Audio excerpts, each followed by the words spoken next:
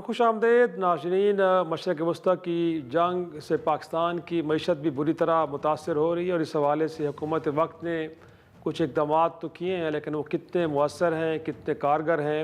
हमारे साथ इस वक्त मौजूद हैं साबिक चेयरमैन एफबीआर और माशी अमूर के माहिर शहबाज ज़ैदी साहब। सर बहुत शुक्रिया वक्त देने के लिए। पहला सवाल सर मेरा यही है, इस वक्त जो हुकूमत वक्त के एंड पे मैनेजमेंट की जा रही है इन क्राइसिस को लेकर जो आए हैं मशरक़ वस्ती की जंग से, आपको लगता है कि वो दुरुस्त सिमत पे हैं, जिसमें कहा जाए कि कुछ राशनिंग की जा रही है पेट्रोल की, कोई लॉकडाउन की बातें भी हो रही हैं, वर्क फ्राम होम भी कर दिया गया है। तो आपके ख्याल में इसके ज़रिए और हम चीज़ों को मैनेज कर लेंगे? और मोर इम्पॉर्टेंटली जो अब तक हमने कहा जा रहा है हुकूमत वक्त की जानिब से कि जो ऑयल प्राइसेस के अंदर डिफरेंस है उसको हम हुकूमत बेयर कर रही है, बट पीएसडीपी से कोई 100 अरब निकाले गए और शायद आगे भी चल के कुछ तरह के अरेंजमेंट्स की तरफ जाया जा रहा है। बिस्मिल्लाहिर्रहमानिर्रहीम। देखिए, इस सब्जेक्ट को सही तरह समझने की ज़रूरत है।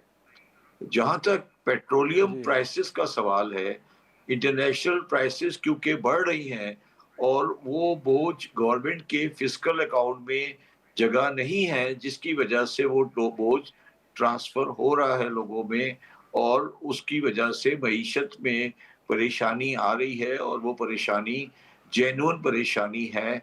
और उस परेशानी से किसी को इनकार नहीं है कि दुनिया में हो रहा है, और इसको हमें देखना पड़ेगा, और ये हमारे लिए बड़ा इम्पोर्टेंट सवाल है। और इस मैं अभी अगले पार्ट में बताऊंगा कि हमें गवर्नमेंट को करना क्या चाहिए। और दूसरी बात ये है कि जी। हमें ये भी देखना पड़ेगा कि अगर अगर ये मिडिल ईस्ट की जंग जारी रहती है, तो उसमें उसके होते हुए हमारी एक्सपोर्ट और हमारी रेमिटेंसेस, जो कि जी। हमारे फॉरेन एक्सचेंज का बुनियादी ज़रिया है, वो किस तरह अफ़ेक्ट होंगी और किस लेवल पर अफ़ेक्ट होंगी। ये चीज़ पाकिस्तान के जी। लिए परेशानी का लायक परेशानी ल इसका इससे पाकिस्तानी को परेशानी लायक होती है, और बिल्कुल जेन्युइन है, इसमें कोई शक नहीं है, और ये सही। मिडल ईस्ट की जंग का नतीजा है।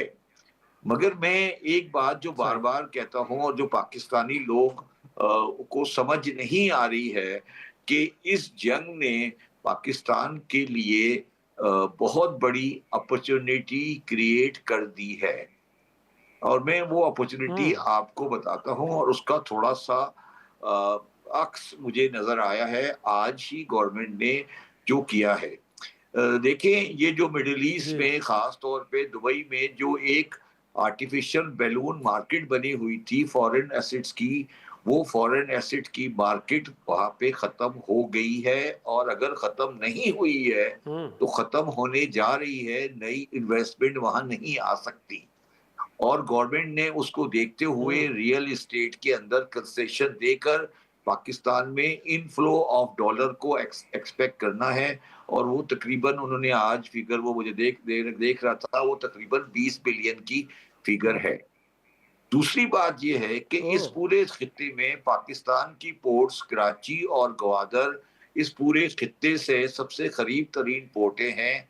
और इस वक्त जो पोर्ट हमारी दोनों सही। पोर्टें हैं, वो तकरीबन तकरीबन 120% 200% पे काम कर रही हैं, और हम निहायत का अच्छी जी। तरीके से ट्रांसशिपमेंट का काम कर रहे हैं।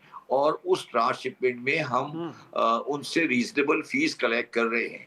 मेरा ज़ाती ख़्याल है कि गवर्नमेंट हम्म। ने जो ट्रांसशिपमेंट के रेट में कमी की है, वो उसकी ज़रूरत नहीं थी, और हमें उनसे वही रेट हम्म। रिसीव करना चाहिए, जो रेट ट्रांसशिपमेंट का होता है, जो दुबई चार्ज करता था। और ये भी बात याद रखें कि ये ट्रांसशिपमेंट जी। आगे दुबई पे जा रही है, और हम उन लोगों में शामिल हैं, जिनके टैंकर्स निकल कर आ रहे हैं, और वो ऑयल की सप्लाई हम्म। जारी है।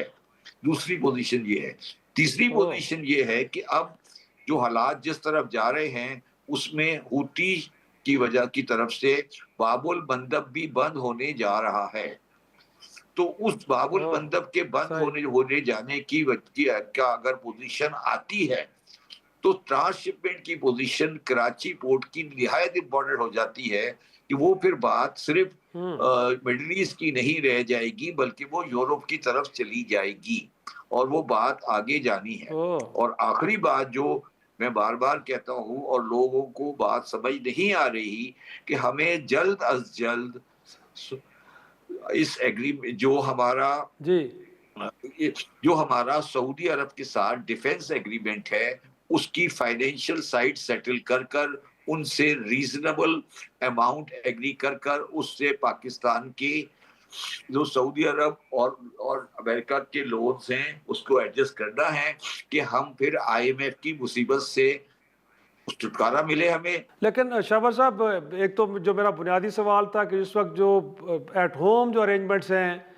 वो आपको कितनी इफेक्टिव लग रही हैं, और दूसरा जो आपने अब क्योंकि बात की है कि इस जंग के जरिए एक अपॉर्चुनिटी भी पाकिस्तान के दरवाजे पे दस्तक दे रही है, बट ये वक्ती है क्योंकि कोविड के दिनों में भी हमने देखा था कि जब हिंदुस्तान जैसे मुल्क पे लॉकडाउन हुआ तो यूरोप के बहुत सारे ऑर्डर्स हमें मिले, लेकिन जब सिचुएशन नॉर्मल होगी तो दोबारा शीशे पुरानी जगह पे शिफ्ट हो गई। नहीं नहीं बट आपको लगता है कि इस वक्त जो एक साल आपको बातें नहीं, मुझे आप ये बता दें ना, मुझे आप ये बता दें कि क्या पाकिस्तानियों ने अच्छी बात सुनना बंद कर दिया है? अगर कोई बंदा अच्छी नहीं बात नहीं करता कतन है नहीं तो सर, हमारी कतन नहीं। नेशनल टेंडेंसी हो गई है, और खास तौर पे उन लोगों की जो इस्लामाबाद और लाहौर में बैठे हैं कि वो कोई अच्छी बात सुनने को तैयार ही नहीं होते। वो लगता है जैसे कोई उन्होंने कोई नेगेटिविटी की कोई दवा पी ली है। नहीं कतन नहीं सर, लेकिन क्योंकि कहा यह जा रहा है कि जो आपने कहा ना कि इस वक्त सर जो एक माह, एक मिनट मेरी बात सुने, नहीं क्या वो कराची दुरुस्त है में सर, 50 मैं ये जानना चाह रहा 50 जहाज हूँ। जी इस जी वक्त ट्रांसशिपमेंट के नहीं खड़े हुए? अच्छी बिल्कुल सर बात है, खड़े हैं, पाकिस्तानी को इसमें कोई बताएं शक ना ये नहीं। वो बात। कहा यह जा रहा है कि जो एक साल के अंदर शिप आए वो एक माह के अंदर आ गए हैं, लेकिन मेरा सर तो वही तो सवाल मैं ये कह है रहा हूँ, ये अच्छी कि बात ये पाकिस्तान। अच्छा, अपॉर्चुनिटी और आप परमानेंट मुझे एक बेसिस बात पे है। बताएं, आप मुझे एक और बात बताएं, जी जी क्या आज पाकिस्तान इस्लामाबाद लंदन की फ्लाइट 6 साल बाद नहीं खुल गई? जी खुली है बिल्कुल ना? ऐसे ही है सर। मेरा सर तो फिर सवाल आप, क्या जी जी आपको बिल्कुल ऐसे ही है आपको मेरा सवाल। नहीं नहीं जरूरी है कि आप दुबई जाके शुरतों से झाड़े खाएं? सर मेरा क्या मेरा आपको सवाल सिर्फ इतना है शबर साहब कि इस अपॉर्चुनिटी को परमानेंट बेसिस पे रखने के लिए पाकिस्तान की हुकूमत को क्या ऐसा करना चाहिए कि ये अपॉर्चुनिटी जो पाकिस्तान की हमारे हुकूमत दरवाजे पे आई है ये पाकिस्तान की वापस ना चली हुकूमत जाए? सुन ले मेरी बात शिराजी साहब, अगर पाकिस्तान की हुकूमत इस ट्रायंगल से निकल जाए और पाकिस्तान के अवाम को काम करने दे, और बिजनेसमैन को, कराची लाहौर के बिजनेसमैनों को और प्राइवेट सेक्टर को काम करने दे, गवर्नमेंट इस पे कुछ नहीं करे, तो ये अपॉर्चुनिटी मैच्योर हो जाएगी। गवर्नमेंट के आने से ये अपॉर्चुनिटी खराब हो जाती है। अंडरस्टैंड करें, आरिफ हबीब साहब पीआईए की फ्लाइटें चला देंगे, मगर पुरानी पीआईए नहीं चल रही थी। आप इस बात को समझें, ये पुरानी पीआईए जी नहीं चल रही थी। आरिफ हबीब साहब या तो चला देंगे या बंद कर देंगे। आप 40 साल तक ना चलाते थे ना बंद करते थे। मैं ये कह रहा हूं, गवर्नमेंट को सही। इस सिलसिले से निकाल दें, इस ट्रायंगल से निकाल दें। यही काम जो आपने पीआईए में किया है, ये काम पाकिस्तान स्टील में कर दें और इसको बेच दें। पोर्ट कासिम को प्राइवेट में दे दें, धाबे जी को प्राइवेट में दे दें, सही। कराची में और इस्लामाबाद के वजीरों का यहाँ आना जाना बंद कर दें। हम आपको 6 महीने में यहाँ पे नया दुबई बना के दे देते। शुक्रिया शहबाज जैदी साहब, बड़ी मुंदाज में जो इस जंग के नतीजे में पाकिस्तान के लिए अपॉर्चुनिटीज़ बनी हैं उनका जिक्र कर रहे थे। नाज़रीन, उम्मीद करते हैं कि ऐसा ही हो।